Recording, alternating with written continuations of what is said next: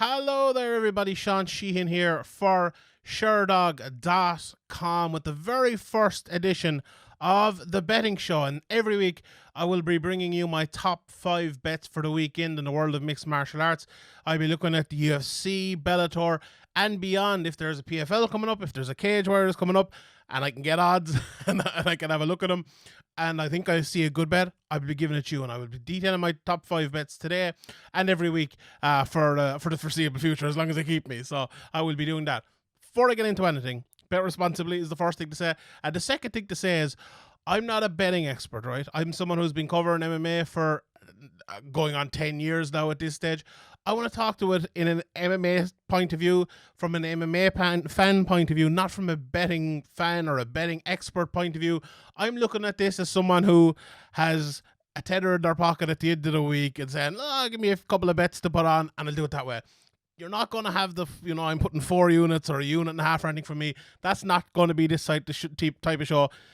I probably have betting experts saying, where's your betting review? That's not me. I've been doing some betting shows on Severe May where I've been working for the last few years and things like that. And I've got on pretty well, I would say, probably 50-50, like all people betting on mixed martial arts.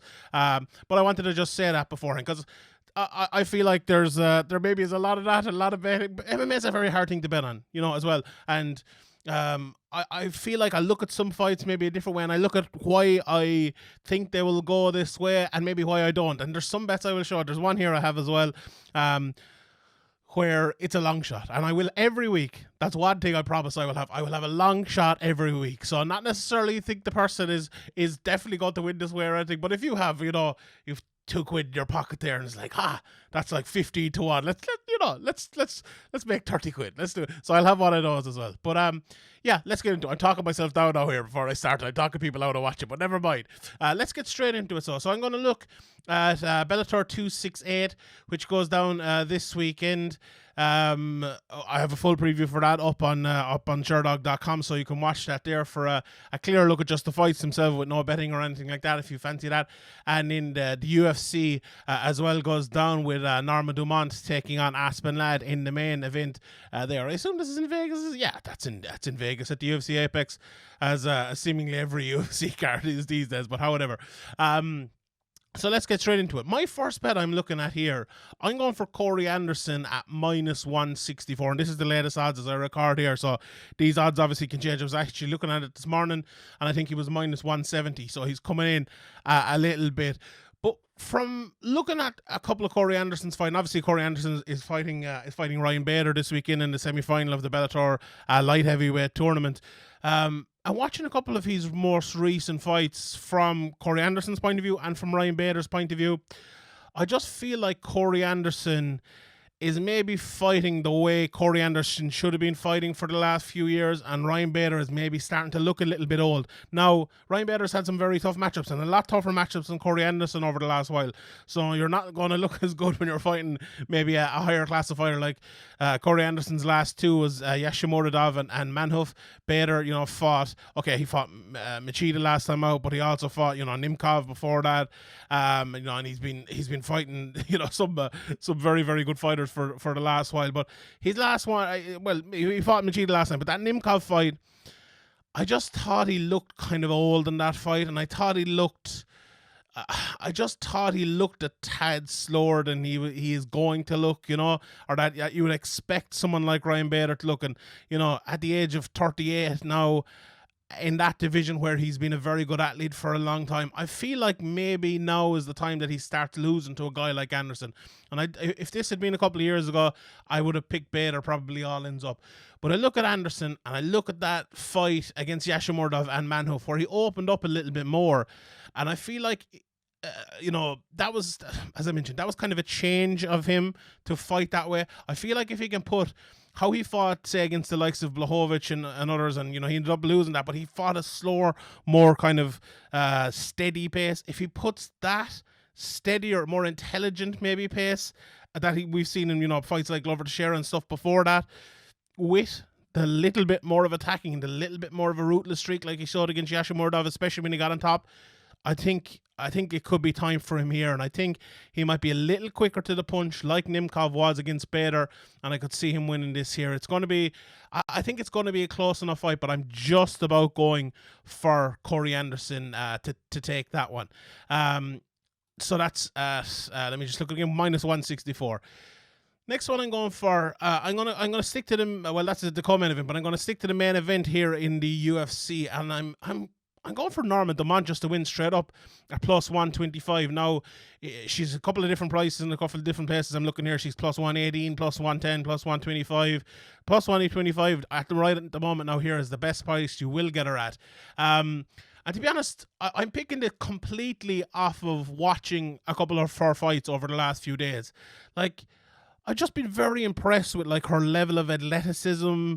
For, you know, she's you know, a bigger athlete. For, I know she's at 145, but she's bigger, and it's unusual to see someone in the UFC of her size fighting maybe as athletically or with such fluency in her striking as she does.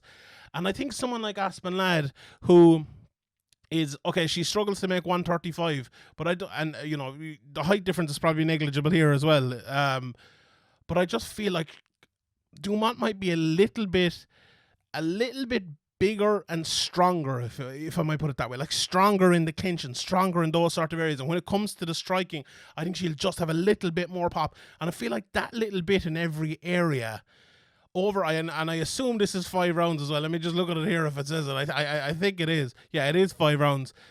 I think that might help. Do you know what I also think might be a hindrance to Aspen Ladd is? We all saw her a couple of weeks ago where she struggled badly to make weight. Now, this is up 10 pounds, but that what happened to her body has still happened to her body, and we're only, 2 weeks, 3 weeks out? Not that far anyway, out.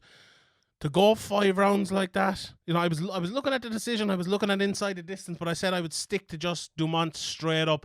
I believe in her skill set. You know, this is a close fight, absolutely, and I think the line is just about right, but I like that for just over plus money to take Dumont to win herself. Like, if I was making the line for this one, and I think I mentioned on one of the shows during the week, I would probably have had Dumont as favourite. So the fact that Aspen Ladd is favourite, I think that's a good bet, and I think back in Dumont in that one, I don't think you'll go too far wrong. And I'll run through some of the other prices on some of the bets I'm not doing as well for the cards as I go along. My next bet here, I'm going for Andrei Arlovski via decision. You know, anyone watching Andrei Arlovski over the last few years, and he's fighting obviously Carlos Felipe. So I just have Andrei Arlovski's record up here. And let's look at his last few wins. Chase Sherman decision, Bozer decision, Linz decision, Rotwell decision, Struve decision, Albini decision, Mirror decision. That's all. We're going back all the way back to 2015 now, and most of the, you know, the losses in the RK, he's had a few rear naked chokes, a bunch of stuff, but Tuivasa lost by decision, Yashimordov lost by decision, a lot of split decisions as well, lost to Sakai by split decision. A lot of Arlovski's fights are going close, and okay, he's a little bit older now as well, but still, you know, he beat Chase Sherman last time out. And I feel like watching Carlos Felipe, just after I came out here to record this, I watched his fight. Who did he fight? He fought the big guy that came up from middleweight, Jay Collier. And Jay Collier put on a lot of pressure early. And when I say pressure, I mean he just threw a lot of shots and landed a lot of shots in that first round. And I think Felipe kind of struggled with it a bit. And I think against someone like Arlovski, who will jab and punch from the outside and will be first to the punch, I think he's going to struggle big time against that. And if Arlovski can do that through the first round, I think it will be allowed by Felipe. But I wanted to see when the turning point of this fight is, because Felipe is the type of guy who is a little bit of a slow starter at times, and then he kind of turns it around. He G's himself up. If you watch that fight with Collier, he kind of came out like jumping up at one stage saying, okay, I'm taking over this fight now. So it could be one of those ones where it's a split decision again. You know, I think it's going to be a close decision. But when I look at that price and I see Andrei Arlovski at plus 200 to win by decision, he just had, if you fancy him to win, which, you know, I haven't watched, you know, no need to watch Andrei Arlovski fights. You know, it's, we see him so many times. But they're basically the same. They're, as I read here now, Arlovski and him, both -110. You know, so one book I see here has him -115, and another book has Felipe -115. It's going between who's the favourite. So I think the most likely outcome here is a decision, which is odd at a heavyweight, in a heavyweight fight. But for Arlovski to win it 2-1, I like that. I think that's pretty good. So the next bet I've gone for here is Henry Corrales by decision at plus 185. Originally, I won't lie, I was going for Sijara Eubanks in a bet here, but she's obviously after pulling out of her fight now, so I had to change things last second. I'm going for Corrales, and I was thinking about this fight. This is one of those fights where I think it will go to a decision. And I think in the modern scoring systems, and anyone who listens to any of my podcasts or anything like that knows that I love to talk about judging. And I feel like even if Pavlyuchenko takes him down a couple of times, I'm not sure he'll do enough scoring work to take all of those rounds. And if Corrales, who we know has power, can land a few power shots around and kind of run around him even for the rest of the round, I think he could win that fight and win 2 rounds or maybe even 3 rounds doing that. I was looking at some of the other bets on that fight as well, and I think that is a standout price.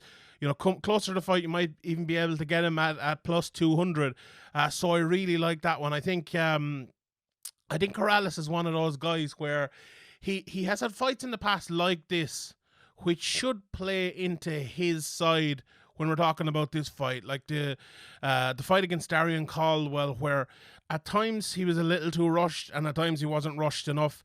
Against Pavlyuchenko, I feel like if he can pick him off at the right times and if he can go in and land the right shots at the right times, I think the slight, well, not even slightly, the a lot more illuminated fighter in terms of fighting at the bigger stage will have the advantage here and will be able to take off the rounds here. So, you know, this is one of those ones. It was tight. It was kind of a close fight, but I do think the decision, like, if he can establish, he is longer and he is bigger as well. As I mentioned, if anyone has listened to my preview over on YouTube on Sherdog, and please do, if you haven't, give it a thumbs up, give it a like, and all of that as well. I broke that fight down in detail. And like, if this is a striker match and Pavlyuchenko gets no takedown, Corrales will absolutely win this fight. Look, he might knock him out. We never know. You know, sometimes that can happen. Sometimes it doesn't. But I do think he has a good enough chin in the fights I've watched, and he is safe enough that he will take Corrales a little bit longer. And the way he kind of doesn't throw more shots, he kind of pulls out his shots. This is Pavlyuchenko I'm talking about now. He kind of pulls out striking shots to get wrestling shots in there. But I think Corrales might be a little bit too smart, and if he is, I honestly think it's not the toughest fight in the world for him. So that's the reason I'm going for him to win that one, and to win it by decision plus 185. So yeah, just to recap those bets as well, my 5 bets for the weekend, I'm going for Corey Anderson at -164 to beat Ryan Bader. Obviously, I'm going for Norma Dumont in the main event in the UFC at plus 125. Andrei Arlovski via decision over Carlos Felipe at plus 200. And Henry Corrales via decision at plus 185 as well. And my big one, my outside one, Bueno Silva via submission at plus 1100, the 11-1 submission. I got to throw one. I got to do it every week. I got to throw one in there. So best of luck with your bets this week. Hopefully they all come up. If they do, we'll all be millionaires. But bet responsibly. Only bet what you can, and you know what you can bet half of that. That'd be a good way to do it, or even less. And enjoy the fights this weekend. My name is Sheehan for Sherdog.com. Let's see you all next time. Good luck.